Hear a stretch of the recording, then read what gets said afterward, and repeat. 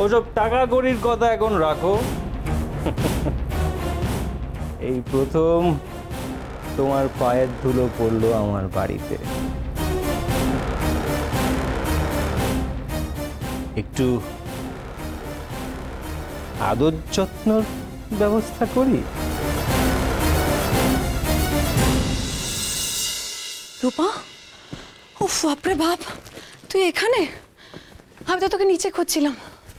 মা তুই কোত্থেকে এলি, কখন এলি? এই দিদি, আমি শুনলাম যে বিমান নাকি তোকে অফিস থেকে সরিয়ে দিয়েছে। হ্যাঁ রে,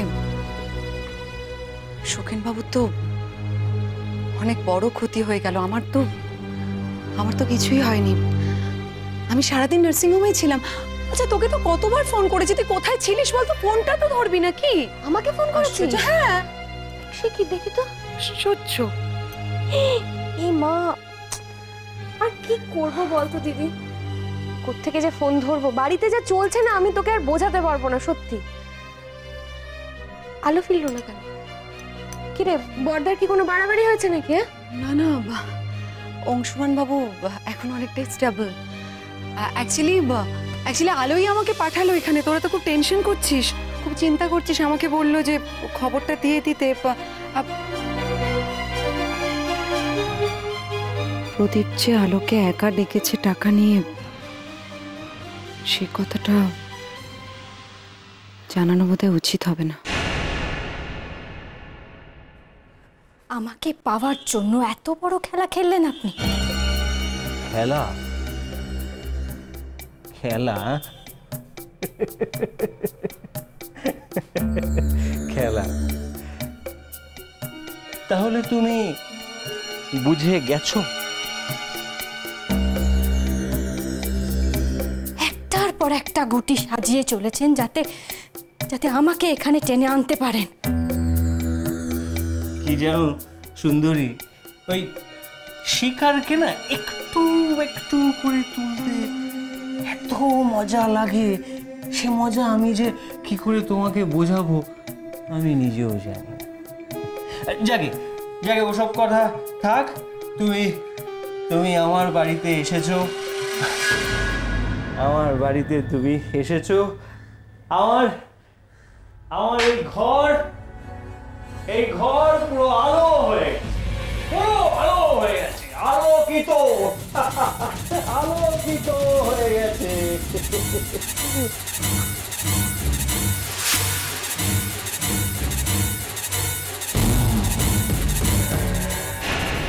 দিদি, বর্দা যদি স্টেবল থেকে থাকে তাহলে আলো কেন এলো না? আরে মেয়েটা কাল থেকে স্নান করেনি, খায়নি, আর তুই কেন জোর করলি না বলতো? ও এসে তাহলে স্নান খাওয়াটা তো অ্যাটলিস্ট করতে পারতো না? আচ্ছা, তুই একটু মাথাটা ঠান্ডা করবি প্লিজ। সত্যি বাবা, আচ্ছা আলো কি করে আসবে তুই বলতো? অংশুমান বাবুকে কি বলা হবে? মানে বর্দা এখনো জানে না? অংশুমান বাবু যদি জানতে পারে যে অংশুমান বাবু চিকিৎসার জন্য আলো এই বাড়িতে এসে সম্পত্তি দাবি করেছে, তাহলে তোর কি মনে হয় অংশুমান বাবু চিকিৎসাটা করাতে দেবেন? তুই জানিস না আব্বা, কালকে আন্দাজ করতে পেরে এমন একটা কাণ্ড ঘটিয়ে বসেছিলেন। উফ, বাপরে বাপ, সত্যিটা জানতে পারলে না জানি কি বড় কাণ্ডই না উনি ঘটাবেন। আচ্ছা, তুমি অমন দূরে দূরে বসে আছো কেন? এসো না, এসো আমার পাশে এসে বসো। এত দূর থেকে আমার বাড়িতে তুমি কষ্ট করে এলে। একটা কথা বলুন তো, আমাকে পাওয়ার জন্যই আপনি আমার নির্দোষ দাদাটাকে পুলিশের হাতে তুলে দিলেন না?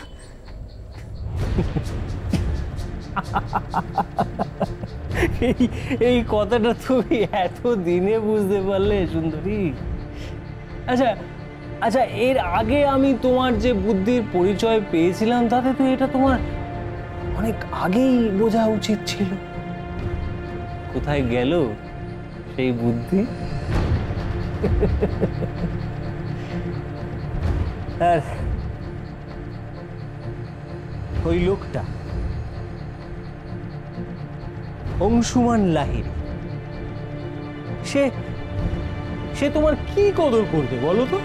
হ্যাঁ, সে তোমার কি কদর করবে? আর ওই কুৎসিত কালো লোকটার জন্য তুমি সেদিনকার খালি রাস্তা দিয়ে ছুটেছি।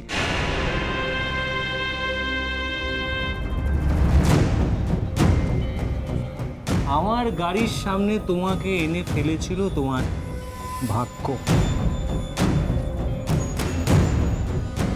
আবার দেখো, আবার তোমার দাদাও তো সেদিন আমার কাছে নাই বা এসে পড়তে পারত।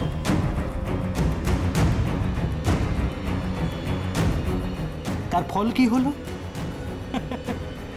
আমি সুন্দরভাবে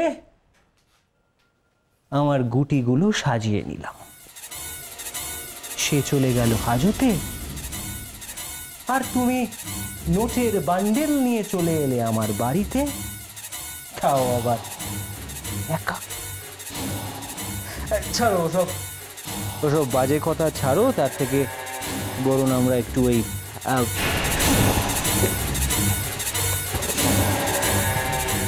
কি হলো সুন্দরী, এরকম ছিটকে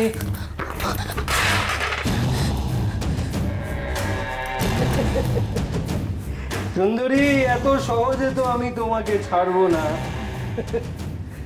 তোমার দাদাকে ছাড়াতে হলে এই টাকার থেকেও আরো। খবরদার, খবরদার তুমি আর এক পাও নড়বে না।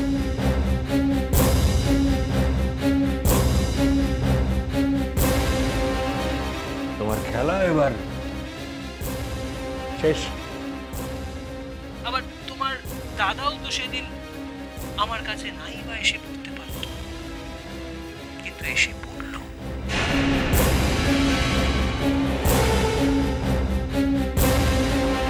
আমি সুন্দরভাবে আমার গুটিগুলো সাজিয়ে নিলাম।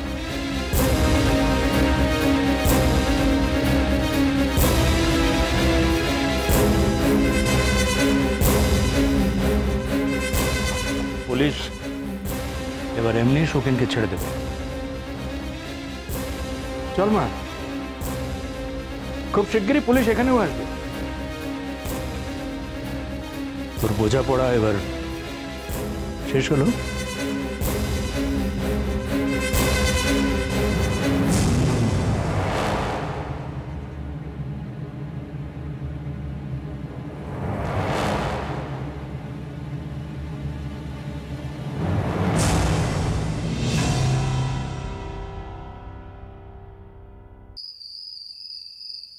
কিন্তু আমি তো কিছুতেই বুঝতে পারছি না, ওই সম্পত্তির দখল আমরা আবার পাবো কি করে? দেখো, মা যখন বলেছে কোনো একটা উপায় হবে, নিশ্চয়ই কোনো একটা উপায় হবে। চুপ কর, আমি কিছু বললেই তো আমি খারাপ হয়ে যাই।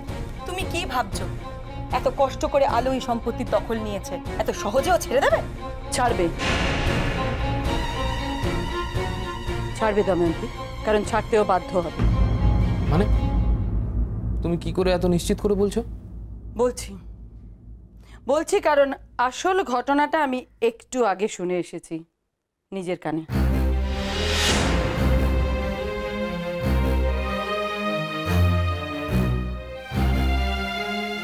কি শুনেছো তুমি? শুনলাম আলো নাকি এসেছিল অংশুর চিকিৎসার জন্য টাকা নিতে। অংশু জানেই না যে আলো এই লাহিড়ী বাড়ির সম্পত্তি ফেরত নিয়ে নিয়েছে। জানলে নাকি সে অনর্থ করবে।